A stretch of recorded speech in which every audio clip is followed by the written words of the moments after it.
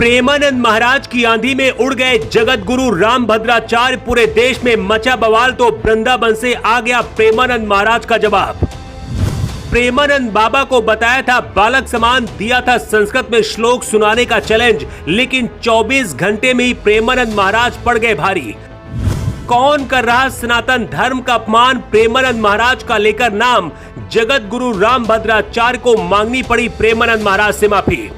प्रेमानंद महाराज पर विवादित बयान देना भारी पड़ गया। प्रेमानंद बाबा की आंधी में उड़ गए जगत गुरु रामभद्राचार्य। वृंदावन से प्रेमानंद महाराज का आया जवाब। पूरे देश में प्रेमानंद बाबा के समर्थन में उमड़ा जनसैलाब। कहते हैं जिन्हें भगवान आंखें नहीं देते उन्हें अंतरात्मा से पूरी दुनिया देखने की शक्ति देते हैं। रामभद्राचार्य बचपन से नहीं देख सकते, लेकिन 4 वेद और 18 पुराणों का ज्ञान रखते हैं। वहीं दूसरी तरफ प्रेमानंद महाराज 11 साल की उम्र से भगवान शिव की नगरी काशी में तपस्या की और एक दिन भगवान शिव ने उन्हें सपने में कहा, जाओ तुम्हारी जगह कृष्ण नगरी वृंदावन में राधा रानी के चरणों में। प्रेमानंद बाबा सिर्फ भारत ही नहीं बल्कि दुनिया में विख्यात हैं और कुछ लोग उन्हें भगवान का अवतार भी कहते हैं। लेकिन रामभद्राचार्य ने प्रेमानंद महाराज पर ऐसा बयान दिया जिसके बाद बवाल मच गया। रामभद्राचार्य ने अपने बालक समान बता दिया।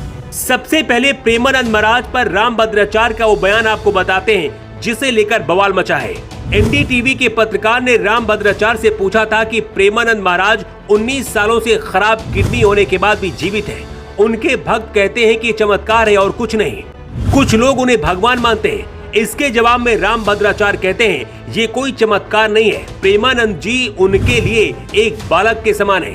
रामभद्राचार्य ने प्रेमानंद महाराज को चुनौती देते हुए कहा, वो ना उन्हें विद्वान मानते हैं ना कोई चमत्कारी पुरुष मानते हैं। रामभद्राचार्य ने कहा कि चमत्कार उसको कहते हैं जो शास्त्रीय चर्चा पर सहज हो और श्लोकों का अर्थ ठीक से बता पाए। बोलते बोलते रामभद्राचार्य ये भी बोल गए कि प्रेमानंद महाराज की लोकप्रियता क्षणभंगुर है, ये बहुत कम समय के लिए। अगर वो विद्वान हैं तो मेरे एक श्लोक का अर्थ बताकर दिखाएं। रामभद्राचार्य ने कहा कि आजकल कुछ मूर्ख लोग भी बिना ज्ञान के कथाएं कहने लगे हैं।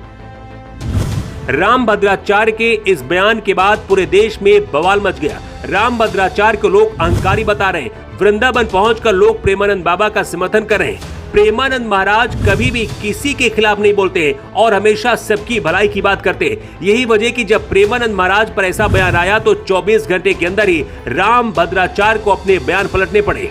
मतलब रामभद्राचार्य पर प्रेमानंद बाबा की फैन फॉलोइंग भारी पड़ गई और इसके बाद रामभद्राचार्य की तरफ से एक बयान आया है। जगत गुरु रामभद्राचार्य के उत्तराधिकारी आचार्य रामचंद्र मिश्र ने बयान जारी किया है जिसमें उन्होंने कहा है, प्रेमानंद जी से ईर्ष्या का प्रश्न ही नहीं उठता है। गुरुदेव ने साफ कहा है कि उन्हें श्री प्रेमानंद जी से किसी भी प्रकार की ईर्ष्या नहीं है, बल्कि उन्होंने प्रेमानंद जी को नाम जापक संत बताया है। चाहे वो किसी भी धर्म, वर्ण, लिंग या अवस्था का हो, वो आदर के समान है। हम सब लोगों को अपना मानते हैं, तो श्री प्रेमानंद जैसे संत को पराया कैसे मान सकते हैं। रामभद्राचार्य ने प्रेमानंद जी को अपनी अवस्था और धार्मिक व्यवस्था दोनों दृष्टि से पुत्र समान बताया है।